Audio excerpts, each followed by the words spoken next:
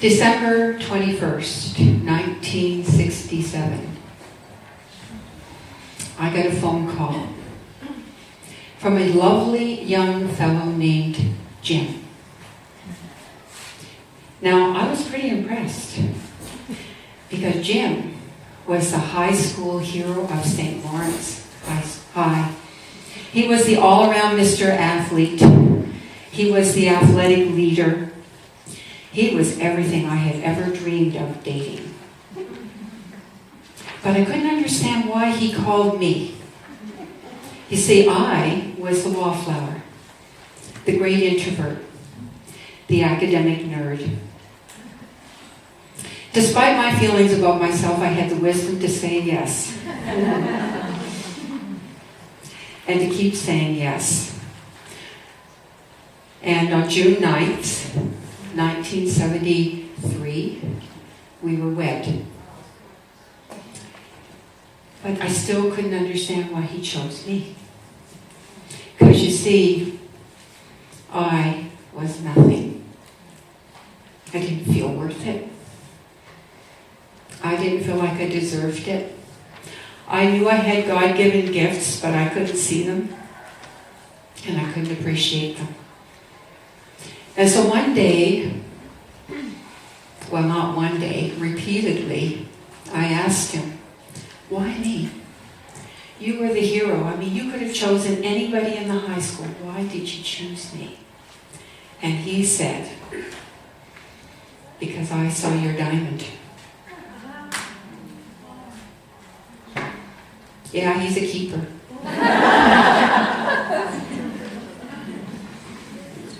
The trick was I couldn't see my diamond, not for a long time. I didn't know that I was worthwhile, or that I was special, or that I was unique in any way, that I had gifts to give to the world, like so many of us. Don't we all have that time in our life when we're just wondering, and what will it take to wake us up to the truth that lives within us? What will it take? And what keeps us from going there? Let me show you an image of my mind. Does it resemble yours? I call this, of course, monkey mind, or the self-critic. And I have frequently looked at my mind and said, what the hell is that? Only to see that it's a mess.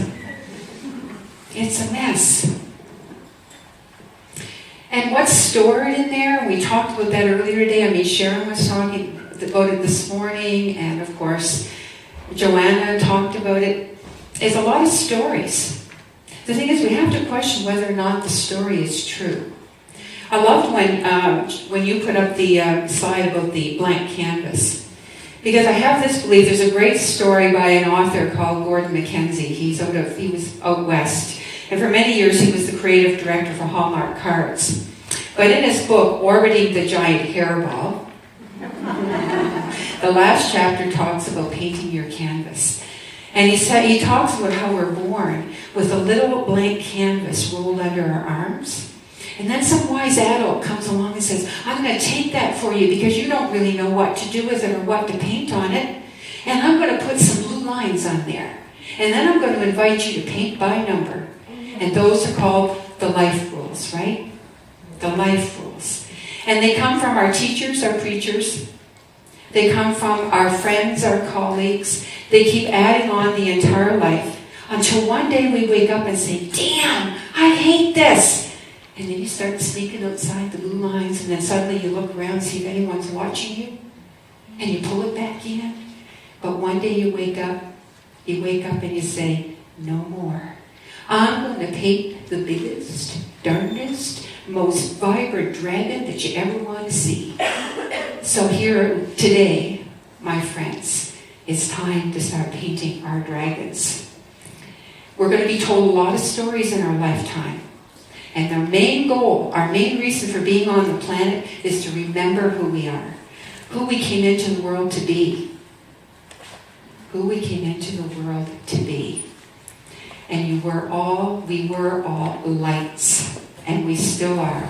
Somewhere along the line, the diamond just got covered up with a little bit of muck, maybe some concrete.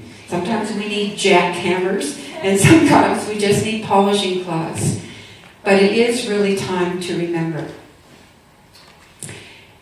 Now, going back to and we all want to sparkle.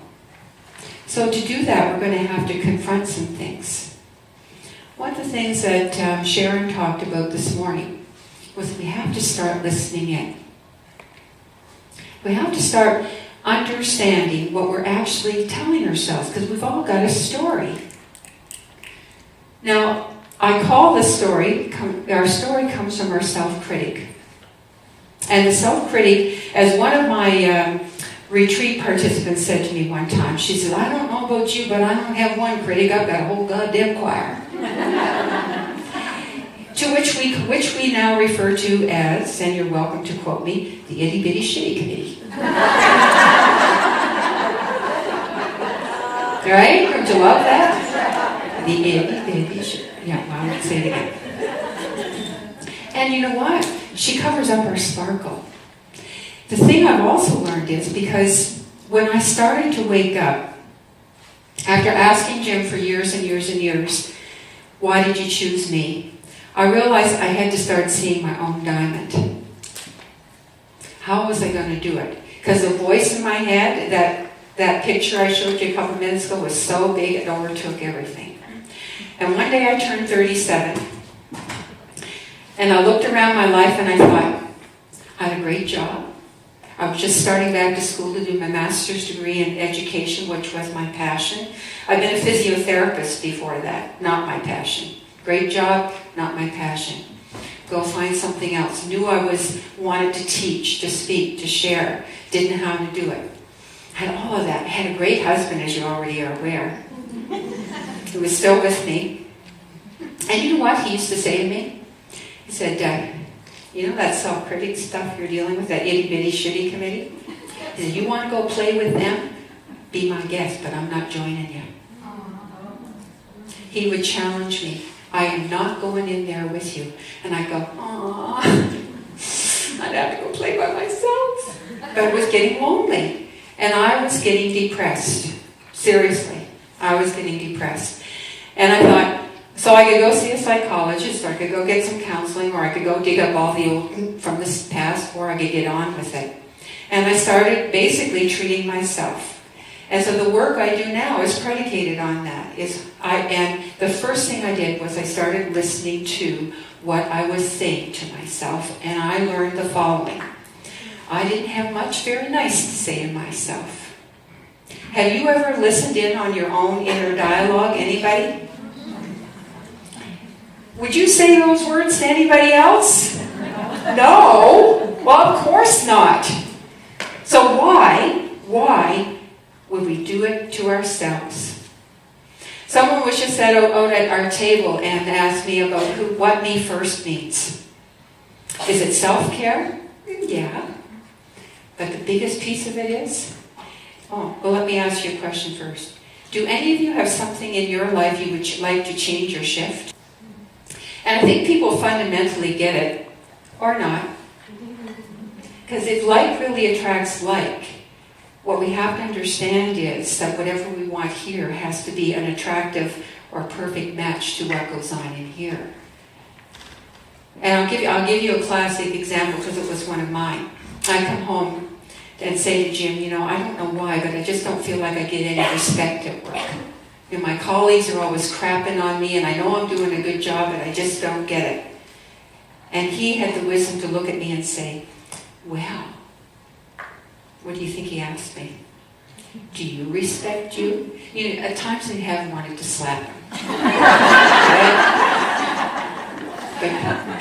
But I don't have it. So far he's not suffered any spousal abuse. Yeah, do you respect you? And my reality was I had no respect for me. And I was in this conversation that I had to change, and I had to start thinking about, can I start, instead of criticizing myself all the time, start approving of myself? Can I switch my inner critic to my inner coach?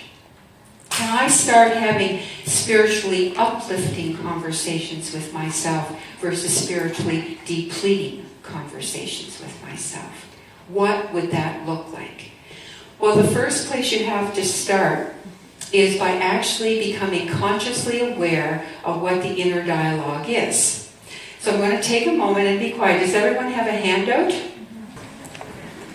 So take a moment and just in the left-hand column, write down something that your critic typically says to you. Yeah, you can fill the whole page, Joanna, if you want. We can start with one. You're going to have this exercise to go home with. But just suddenly become consciously aware. What have I been telling myself? I can't do it. I'm not good enough. I'm not worthy. I have no talents. I have no gifts. I'm stupid. I'm overweight. I'm fat. That was a big one of mine, by the way. I'm fat.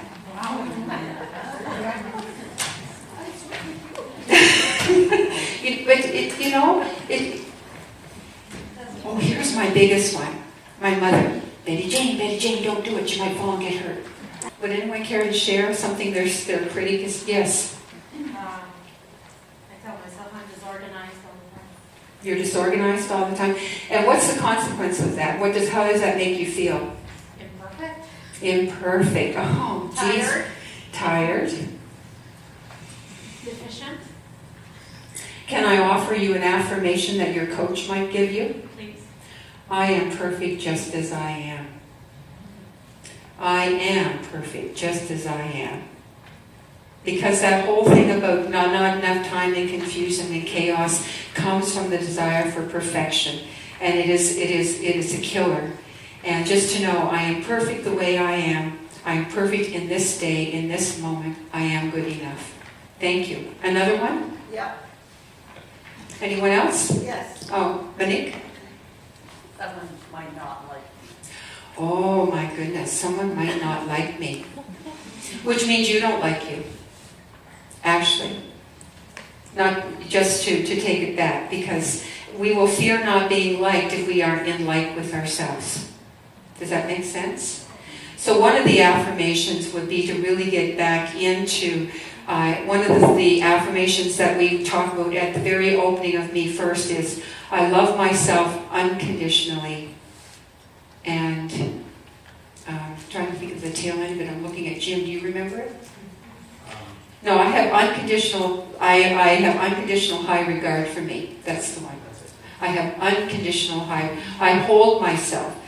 Even like that better, I hold myself. I embrace myself with unconditional high regard. And as you do that, almost feel yourself. Often put your hand over your heart and one hand over your power chakra. I hold myself in unconditional love and high regard. And really hold yourself with that embrace. Now, I will tell you, when you first start doing this work, you don't necessarily believe it. And I started this work intuitively, only to find out about 4 years ago that there's this whole new field of study called positive psychology. And what positive psychology is looking at is the field of what we call neural reprogramming. Neural reprogramming. Now, I had to laugh when I heard this because I thought, my God, I'm a physiotherapist. I used to work with stroke patients, and I would teach them how to use an arm or a leg or something again, and that was neural reprogramming. Now we're learning that we can reprogram our emotions. Is it easy? Not always.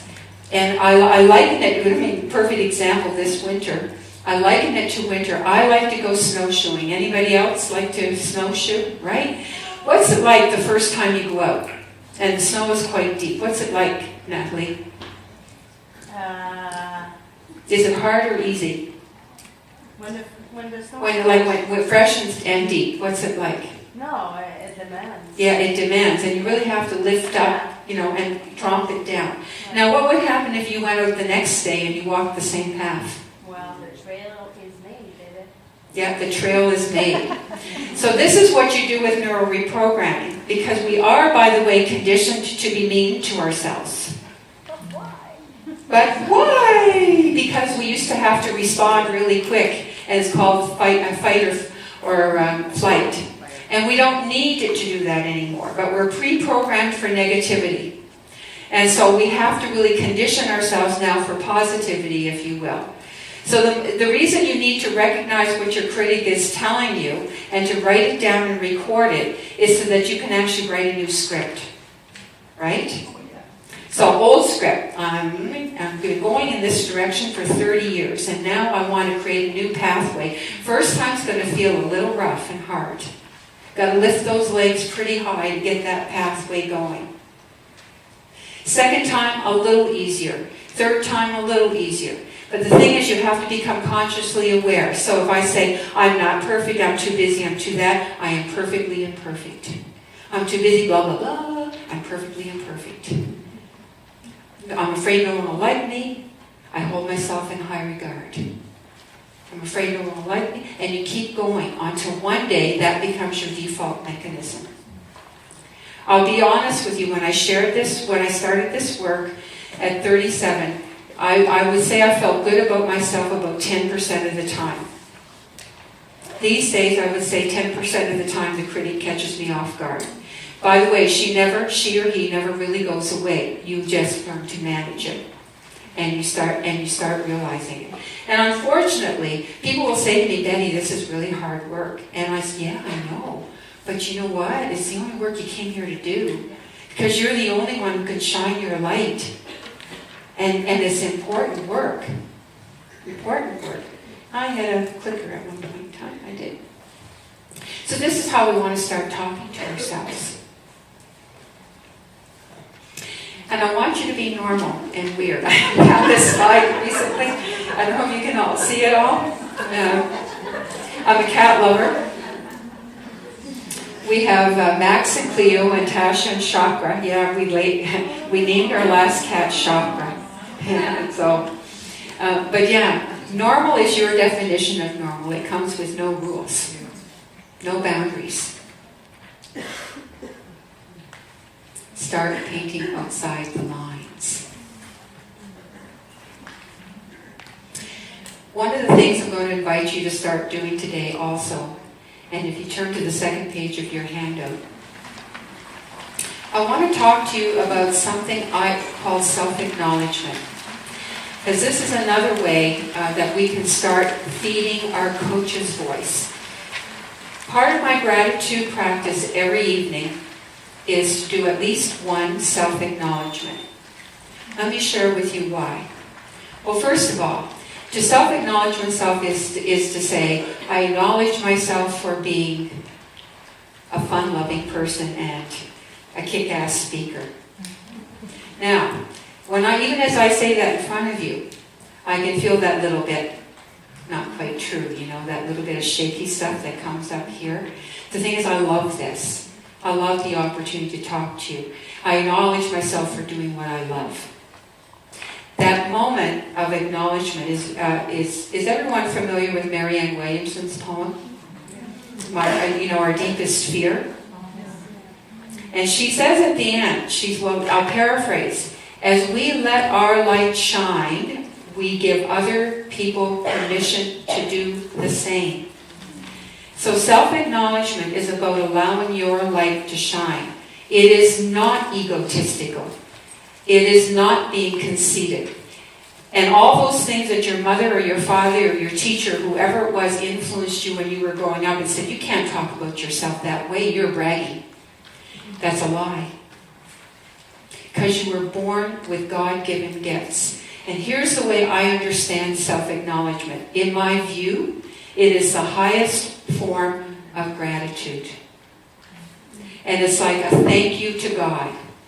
It says, as you speak to yourself in the evening, and you express gratitude for your day, and you include one gratitude for you. And after all that good stuff that happened to me, Spirit, today I acknowledge myself for my gift of inviting people into a conversation, or my gift of being an amazing medical intuitive, or my gift of sharing my story, whatever that is.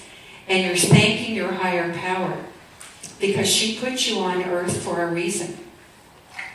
And our ability then to get away from the critic and the old story and start living who we really are is the most important lesson of life. So self-acknowledgement is the highest form of gratitude. So I'm going to ask you right now to take a moment and write it in the fall. You'll see at the top. It doesn't say, I would like to acknowledge myself for, or I might acknowledge it. It is, I acknowledge myself for. Complete the sentence. Write down a couple of things that you want to acknowledge yourself for. Great mother. Go deeper with it, because what makes you a great mother?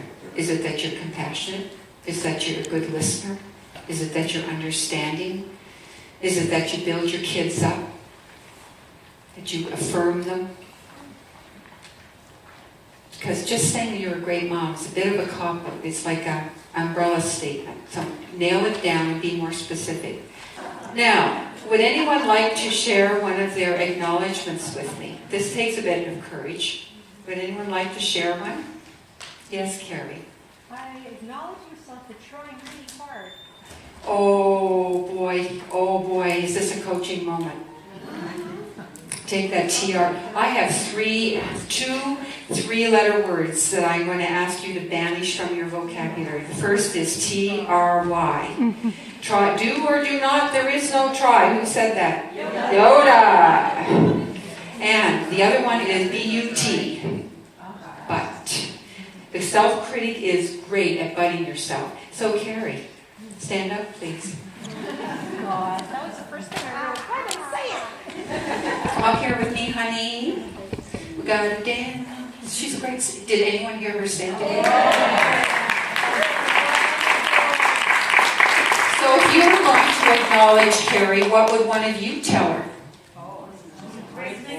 What a great voice.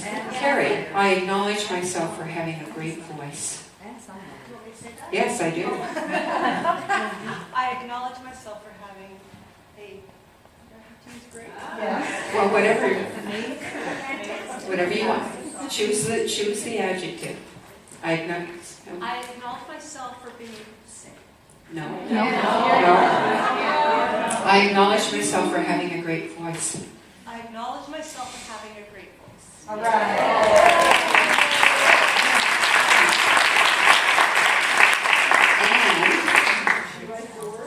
That's it. See, but that's exactly what I heard. I acknowledge myself for being a great songwriter.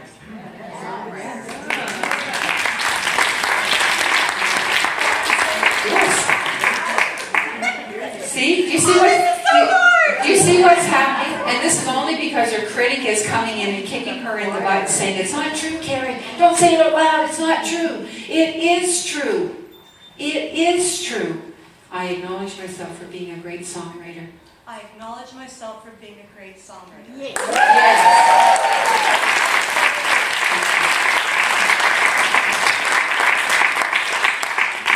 You see how hard that is? Make it easy. Just start. It starts with one tiny step. Just start doing it. You don't have to do what Carrie just did. You don't have to step up here and you don't have to go to the highest mountain and say, I acknowledge myself for me, whatever. Say it. Start by saying it to yourself. And by the way, do it.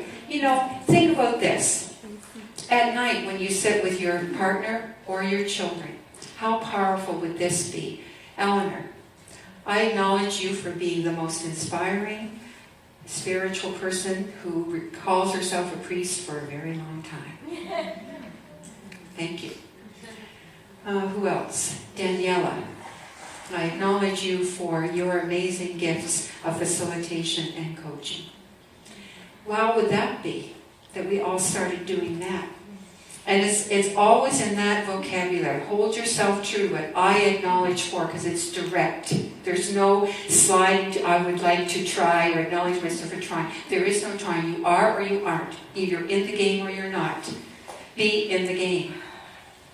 Yes? So what's the third word that's been banned? No, I said, I start to say 3, and it is 2. It's really the but and the TRY. I kind of missed it. Try? Yeah, try is no good. No. Well, because try, if you're trying, you're neither there or not. And what's the other? But.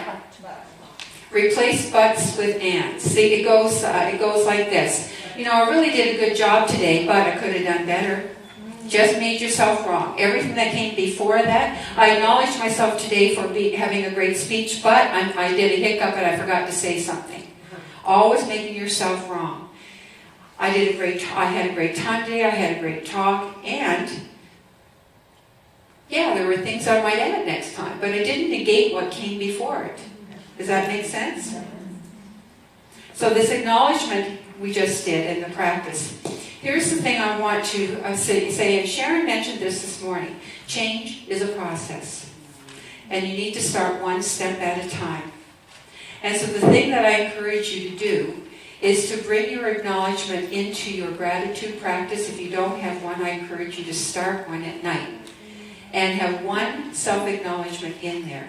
And do it every day for 21 days. Because we do know from psychological studies that to change a habit or to create a new habit, it takes repetition.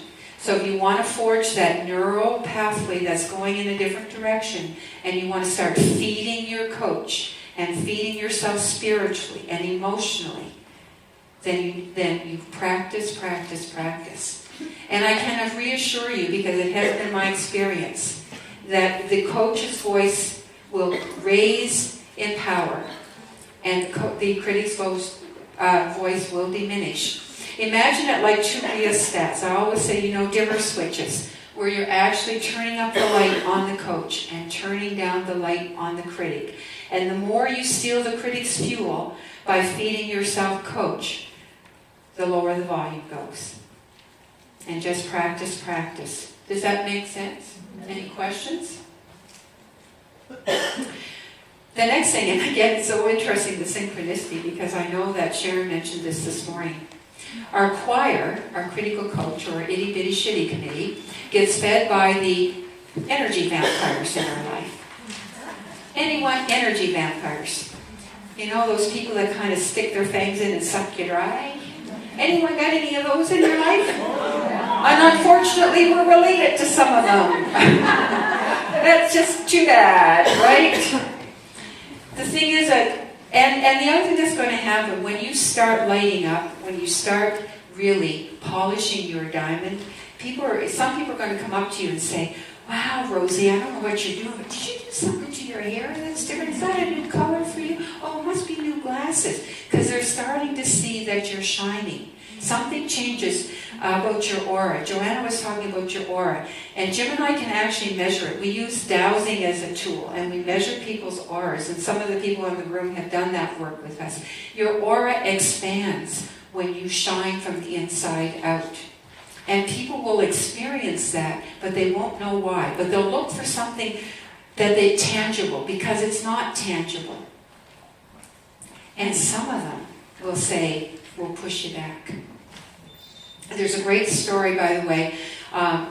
If you ever go fishing on the East Coast and you talk to any crab fishermen, you'll notice that when the boats go out and they throw the crabs in a pot, they never have to put a cover on the pot. So the curiosity is, why would you have to do that? Because don't you think the crabs would try to escape? You know what happens? When a crab tries to get out of the pot, the other crabs pull him back in. So you never have to put a lid on a crab pot. So stop hanging with crabs. Moral of the story. Limit the number of crabs in your life, because they will want to pull you right back into the pot with them. Start surrounding yourself with people who inspire you, who lift you up, who believe you, who see you, who will unconditionally love you, and who will, on the occasion, as Joanna says, challenge you. But from a compassionate place. Who will simply say, you can do better than that, because I see you. You can't hide from me. I see your diamond. I want you to see it. Do you think that if Jim had decided to travel with me and my self-critic on all those many journeys we took, I'd be here today? Absolutely not. He said, I'm not going there with you, and I'm not playing that game. Best thing, I hated it for him. No, I didn't hate it. Strong word. I really disliked it at the time, and it was the only thing he could have done, because it was the thing that made a difference. So do it for yourself. Not going there anymore. How is that serving me? Surround yourself with people who absolutely see you. And you know, I have learned one thing in life. My father left my life when I was 13. My mother died when I was 23. I have a brother who spent his life in the military, and then there's me. And, you know, military and me don't look a lot alike. So we don't naturally get along. So I learned a long time ago that I have to create my own family.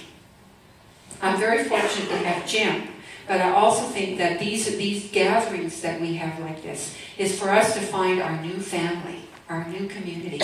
And we're all craving for it. That I know. So just bear that in mind. Now, I'm going to ask you to turn to the third page of your handout. Some of you will have pages that have something highlighted on it. Does anyone have a highlighted page? Good, thank you. All right. So here, one of the other things I do on the side, something Eleanor and I may have in common, is I also marry people. And I don't do a lot of weddings. But the wedding vows came from I receive a lot of the things that I'm supposed to write. So, I don't always know how to figure that out. It just kind of comes in. How many of you in the room are married? How many, when you walked down the aisle to make your vows to another person, was that pretty easy? Yeah? Why? No?